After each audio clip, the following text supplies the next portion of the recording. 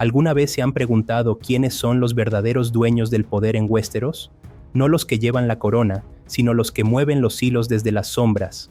En Juego de Tronos conocemos a muchos guerreros y reyes. Por ejemplo, el rey Robert tomó el trono por la fuerza, ganó la guerra, pero ya después de la victoria resultó estar muy lejos de ser el mejor gobernante. No aguantaba estar sentado horas en el consejo privado, no le importaban las finanzas de la corona y simplemente no veía lo que se tramaba a su alrededor en el reino, desde las deudas con los Lannister hasta las intrigas en la corte. ¿Podemos llamarlo un buen jugador? Yo creo que más bien no, igual que a Ned Stark. Precisamente por eso, este tipo de personas no retienen el poder por mucho tiempo. Ned Stark, al convertirse en mano del rey, actuó con terquedad y una honestidad inquebrantable, pero tampoco veía nada a su alrededor, no entendió las reglas de desembarco del rey, ignoró la postura del consejo privado y se fue de frente contra Cersei, sin tener aliados ni un plan de escape. Pero hoy, nuestro video estará dedicado a otros personajes, a esos que rara vez pisan un campo de batalla, pero que a menudo deciden el resultado de una guerra, los que operan en las sombras, esos a los que en el mundo de Westeros se les llama jugadores. Este es un formato de tier list o lista de niveles. Vamos a analizar a los mejores jugadores desde el punto de vista de la política y el poder, estrategas, intrigantes, manipuladores y simplemente personas muy inteligentes que entendían cómo funcionaba el sistema. Aquí habrá eminencias grises, manos del rey, reinas y en general aquellos que cumplieron su rol a la perfección.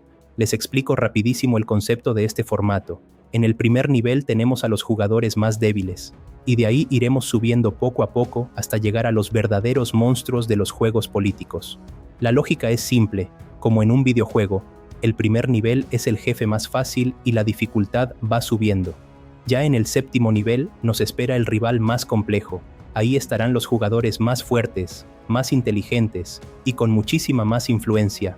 Ojo, es importante aclarar que incluso estar en el primer nivel no significa ser un político ideal. Es simplemente un buen jugador que, comparado con el resto, tuvo un desempeño un poco menor, ya sea porque sus acciones, sus ideas o su efectividad se quedan atrás de los demás. En cada nivel de este video habrá por lo general 1 o 2 jugadores principales. Además, sobre la marcha mencionaré un par de nombres más, pero sin analizarlos a fondo. Nuestro enfoque principal será, obviamente, la serie de televisión, y mencionaremos los libros con mucha menos frecuencia. Analizaremos a cada uno, recordaremos algunos detalles, refrescaremos la memoria, y en los comentarios ustedes podrán agregar su opinión y decirme cómo habrían armado los niveles. E incluso si alguien está solo un nivel por debajo de otro, no significa que haya una diferencia abismal entre ellos. Al fin y al cabo, estamos hablando de los mejores jugadores, no de cualquier personaje al azar, aunque la verdad es que en Juego de Tronos no hay tantos jugadores reales. Y en el primer nivel, como siempre, la cosa es un poco difusa. Aquí es donde es más difícil elegir a los primeros, pero vamos a dejar en este nivel a Roose Bolton y a Davos Seaworth, aunque su estilo de juego es completamente distinto. Roose Bolton, como nos mostraron, era uno de los consejeros clave de Robb Stark, participó en la planificación de la campaña del norte, pero en algún momento se dio cuenta de que esa alianza estaba condenada al fracaso. Los Stark no tenían oportunidad de ganar, y el rey en el norte no escuchaba sus consejos. En el momento justo, Roose cambió de bando y pactó con los Lannister y los Frey. El resultado fue la Boda Roja, donde básicamente sacaron a los Stark de la guerra, y es muy importante entender que sin la participación de Roose, ese plan habría sido muchísimo más difícil de ejecutar. Un detalle que vale la pena destacar es que fue Roose quien rompió siglos de gobierno Stark en el norte, convirtiéndose en el guardián del norte y líder legítimo de la región en nombre de la corona. Claro, la escala de su juego no es global, es principalmente política norteña, pero dentro de sus límites, Roose fue muy efectivo. En general, tanto en los libros como en la serie, nos lo presentan como un político sumamente inteligente. Su principal error, por supuesto, fue confiar demasiado en Ramsay, lo que al final le costó la vida y el poder. En este mismo nivel podemos mencionar a Davos Seaworth. Aquí también podríamos incluir en teoría a Melisandre, que aumentó muchísimo la influencia de Stannis, pero su poder se basa más que nada en la magia, o a Sansa, que hacia el final de la serie empezó a entender de política gracias a Meñique. Davos, por su parte, era de hecho quien manejaba la política en el campamento de Stannis, porque el propio Baratheon era más un comandante militar que un político.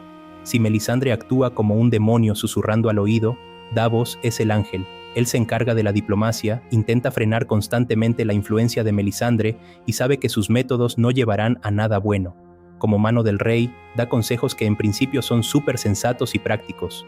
Y más adelante, ya como consejero del propio Jon Snow, Davos sigue jugando el mismo rol y regularmente le sugiere soluciones que funcionan, como la idea de no ir tras un muerto más allá del muro. En general, Davos no es esa persona que tiene todo el poder en sus manos ni controla el país entero, pero yo diría que es un jugador que siempre sabe ayudar con un consejo, negociar con las personas indicadas, ya sean grandes casas nobles o contrabandistas, y limar asperezas. Por eso, debido a que su influencia es menor y no es un jugador a gran escala, lo coloco en el primer nivel. En el segundo nivel quiero poner a Daenerys Targaryen. Nos guste o no, claramente ella no es una jugadora en el sentido clásico de las intrigas políticas, pero es una contendiente al trono y para nada una Targaryen torpe. Básicamente construyó su influencia desde cero en esos, a veces con acuerdos, a veces con manipulación, y otras veces directamente a la fuerza con su ejército o sus dragones. Sigue sin ser un juego de sutilezas, pero su influencia es brutal. Creo que como mínimo se merece una mención aquí. Ya más hacia el final de la serie, Daenerys junto a su equipo empieza a moverse de una forma más política. Forma alianzas con los Greyjoy, los Martell, los Tyrell y los Stark. Todo esto siendo bastante joven, pero aprende rápido y poco a poco domina el arte de gobernar, no solo a través del poder militar. Reúne consejeros y la gente la apoya no solo por miedo, sino por la idea de libertad y justicia. Obvio, no logró consolidarlo todo al final, pero sumando todo su recorrido, creo que este nivel está más que justificado para ella. Más adelante en la lista veremos a jugadores que son más fuertes específicamente en el terreno de la política fina. Si habláramos única y exclusivamente de nivel de amenaza, ejércitos y fuerza bruta, Daenerys perfectamente podría estar en el primer lugar. Pero aquí hablamos del juego político. Y repito, ella no es una jugadora política pura, pero aprende, se mete de lleno en la política, y para ser una Targaryen es bastante astuta en ese sentido. Aunque no siempre haga las cosas con sus propias manos, consigue resultados y construye su poder en esos. Muchas veces toma las decisiones ella misma, usando a veces la fuerza y otras la diplomacia. Aquí también es clave notar la diferencia. Roose Bolton, a mi parecer, está más abajo porque su influencia era estrictamente regional. En cambio, Daenerys es una figura de otra dimensión, aunque no sea la jugadora más sutil. Como un paréntesis sin nivel específico, hay que mencionar a Bronn. Es súper difícil ubicarlo en algún lado. ¿Podemos llamarlo un jugador? Técnicamente sí. Pasó de ser un mercenario a miembro del Consejo Privado y Guardián del Sur, quedándose literalmente con Alto Jardín. Claro, dudo mucho que le dure, porque la gente del dominio podría derrocarlo rápido, pero todos vimos cómo manipuló a los Lannister, manteniéndolos constantemente en deuda con él. Sabía cómo exigir excelentes condiciones para sí mismo, y encima, logró sobrevivir en un mundo donde muy pocos lo consiguen. Si tuviéramos que intentar ponerlo en algún nivel, probablemente sería el cuarto o el quinto. Pero cuéntenme en los comentarios qué opinan ustedes, será interesante leerlos. En el tercer nivel ubicamos a un solo personaje, Tyrion Lannister. Creo que era imposible no incluirlo aquí, incluso tomando en cuenta todos sus errores. Si hablamos estrictamente de intelecto, Tyrion es una de las mentes más brillantes de la serie. Es un tipo muy leído, entiende la política en la teoría a la perfección, y en general tiene un pensamiento muy estratégico. Otra cosa muy distinta es la práctica, donde no siempre le salen bien las cosas. Cuando ocupó el puesto de mano del rey temporal para Joffrey, creo que Tyrion no cometió los mismos errores que Ned Stark. Tyrion se encontró en una situación extremadamente difícil. Hay una guerra en curso, el rey es incontrolable, Cersei teje intrigas por todos lados y el consejo privado simplemente no le obedece. A pesar de todo esto, en muy poco tiempo demostró que sí sabe jugar. Rápidamente descubre quién está filtrando información a Cersei, usando la jugada maestra de decirle a diferentes personas distintos planes sobre el destino de Myrcella. Fue una prueba política perfecta que funcionó de maravilla. Él ideó la táctica de defensa contra Stannis en la batalla de Aguas Negras, usando el fuego valirio, la cadena en la bahía y distribuyendo las tropas de forma inteligente. Es difícil imaginar quién podría haberlo hecho mejor en esa situación. Varys huyó, el rey estaba aterrado, y fue Tyrion quien dio el discurso y lideró el combate. No es casualidad que Varys le diga directamente que él sí sabe cómo jugar, a diferencia de Ned Stark. Precisamente por eso Varys lo salva después del juicio y luego lo lleva ante la reina de los dragones. Tras el asesinato de Tywin, Tyrion se convierte aún más en un jugador, porque ahora tiene un objetivo muy claro: llevar a Daenerys al poder. En esos toma decisiones acertadas y da consejos sensatos, pero es difícil ponerlo más arriba de este nivel. Su estrategia contra Cersei en Westeros funcionó muy mal. La guerra con Yunkai y los problemas en Meereen demostraron que en la práctica se equivoca seguido, y después, esos errores se volvieron aún más grandes. También hay momentos muy raros que son culpa netamente de la serie. Literalmente mató a su reina, pero después volvió a ser la mano del rey. Sin embargo, los hechos son los hechos.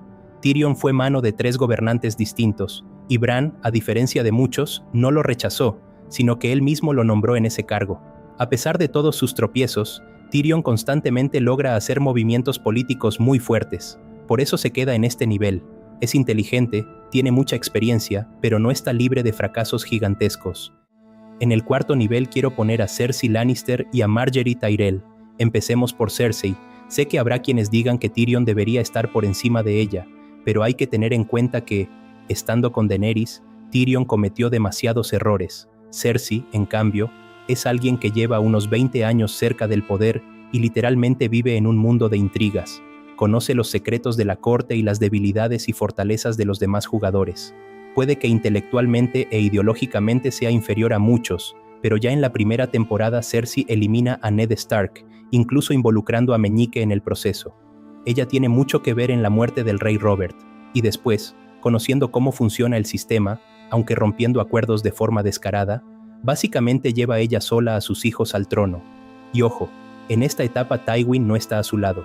Cersei actúa por su cuenta. Más tarde se convierte en reina y elimina 2 amenazas enormes de un solo golpe: los Tyrell y al Gorrión Supremo, volando el gran septo de Baelor. Fue una movida brutal, nada sutil, pero increíblemente efectiva. Incluso su decisión de no mandar tropas a ayudar al norte en la guerra contra los muertos tenía todo el sentido desde el punto de vista de la política más fría. ¿Para qué mandar a su ejército al matadero si podía esperar a que los ganadores quedaran debilitados para rematar lo que quedara? No estamos hablando de una mente política elegante ni de combinaciones súper complejas, pero Cersei sabe cómo aferrarse al poder, sabe golpear primero y lo hace de forma implacable. Además, escuchaba muy atentamente a su padre y claramente aprendió muchísimo de él. Ahora Margaery Tyrell probablemente sea una de las mejores manipuladoras de todo Westeros. Aquí vemos un intelecto altísimo, carisma y un talento natural para lidiar con las personas. Esas son sus mayores fortalezas. Primero, la casa Tyrell apuesta por la alianza más conveniente, Renly Baratheon. Él tenía un poder militar serio, era muy popular y a la vez bastante manejable, lo que significaba que sería mucho más fácil de controlar. Tras su muerte, los Tyrell rápidamente encuentran una nueva alianza súper ventajosa, esta vez con los Lannister. Es aquí donde ella demuestra su verdadero nivel, sabe cómo influir en Joffrey, suavizar su crueldad frente al público, ganarse al pueblo y crear la imagen de la reina ideal. Junto a Olenna, prácticamente logran acercarse al control del Estado. Cersei no se equivocaba al ver en ella una amenaza directa. Sabía que ella podía quitarle su lugar tanto de reina como de figura clave en el poder. Por sí sola también era una jugadora sumamente astuta y peligrosa. En el quinto nivel tengo a un solo personaje, Olenna Tyrell. Esta es una de las casas más ricas y a la vez más singulares, porque en la práctica, al frente de la casa Tyrell está una mujer. Eso es algo muy raro. Fue bajo el mando de Olenna que su casa siempre supo elegir el bando correcto de forma estable e inteligente. Ya hablamos de Margaery y de cómo apostaron por Renly Baratheon, lo cual era un movimiento muy inteligente. Tras la muerte de Renly, los Tyrell cambian de bando rápida y magistralmente hacia los Lannister. A través de Sansa Stark, Olenna descubre toda la verdad sobre Joffrey, entendiendo que no solo era un niño sádico, sino una futura catástrofe para su familia. Sí, Margaery podía controlarlo un poco, pero Olenna no iba a correr ese riesgo. En la boda real, elimina a Joffrey de manera genial, tan limpio que nadie sospechó de ella hasta el final. Fue uno de los asesinatos políticos más fuertes y precisos de toda la serie. Tras la muerte de Tywin, la política de Olenna y Margaery va aún más lejos. Con Tommen en el trono, se acercan muchísimo al poder absoluto. Un poco más y la casa Tyrell habría gobernado los 7 reinos de forma directa. Incluso después de perder a sus herederos, Olenna no se rinde y se alía con Daenerys, volviendo a apostar por una jugadora fuerte y con mucho potencial. En resumen, es una mujer con una lengua afiladísima y una mente política brillante que se mantuvo en el juego hasta el final. Pero ¿por qué Olenna está solo en el quinto nivel? Básicamente porque su intento de gobernar a gran escala llegó muy tarde, es decir, empezó a intentar controlar todo Westeros en una etapa ya avanzada y no tuvo un desenlace exitoso. Por aquí, entre el nivel 5 y el 6, también me gustaría mencionar a un personaje de la serie House of the Dragon. Hablo de la versión televisiva de Otto Hightower. Como mano del rey Viserys, cumplió sus deberes de manera estable y muy eficiente, controló muchísimos procesos y prácticamente tuvo las riendas del reino. Mantuvieron la paz en el mundo durante muchísimo tiempo. Y tras la muerte de Viserys, fue Otto quien diseñó y ejecutó el plan para tomar el poder y coronar a su nieto Aegon. En el fondo, es como una versión un poco más simplificada y a menor escala de Tywin Lannister. En teoría, Otto también podría haber construido un sistema con marionetas en el trono, y con el tiempo, llevar a los Hightower a una posición de dominio total. En el sexto nivel tenemos a dos pesos pesados, Tywin Lannister y Varys. Empecemos por Tywin. Fue la mano del rey Aerys Targaryen durante 20 años, y en la práctica era él quien gobernaba el país. Sabe elegir el bando ganador a la perfección incluso desde antes de los eventos de Juego de Tronos. Durante la rebelión de Robert, no participó activamente en toda la guerra, sino que apostó solo por el ganador final, lo que le permitió conservar intacto su ejército y ganarse la aprobación del nuevo rey Robert. Ya en la época de Joffrey, vuelve a ocupar el puesto de mano del rey y literalmente sostiene al reino, mientras el rey es solo una figura de adorno en el trono. Tywin es la política en su estado más puro. Está dispuesto a sentarse en los consejos, posicionar ejércitos y ser un estratega militar. En algún momento iba perdiendo contra Robb Stark, pero lo reconoció, adaptó su táctica y logró eliminar a Stark en la Boda Roja, sacando de la jugada a una facción entera en la Guerra de los Cinco Reyes.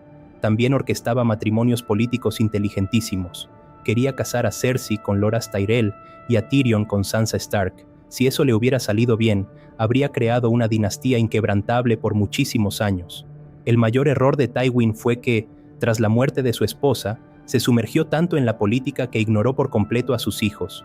Eso provocó desastres familiares y que, irónicamente, uno de ellos acabara con él sentado en el baño. Y ahora, hablemos de Varys. Es uno de los mejores y más raros jugadores de todos, porque no actúa por beneficio personal, sino por el bien del reino, buscando a los mejores gobernantes y a las personas indicadas. Varys fundó una red de espionaje gigantesca, a cuyos miembros llamaba pajaritos. Se convirtió en un famoso traficante de secretos. Su influencia y reputación crecieron tanto que logró conseguir un asiento en el Consejo Privado.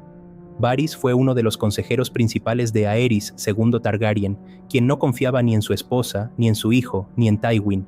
Durante su servicio con Robert Baratheon, Varys fingía apoyar la idea de asesinar a Daenerys, pero en realidad le era leal, creyendo que su reinado aseguraría paz y prosperidad a los 7 reinos.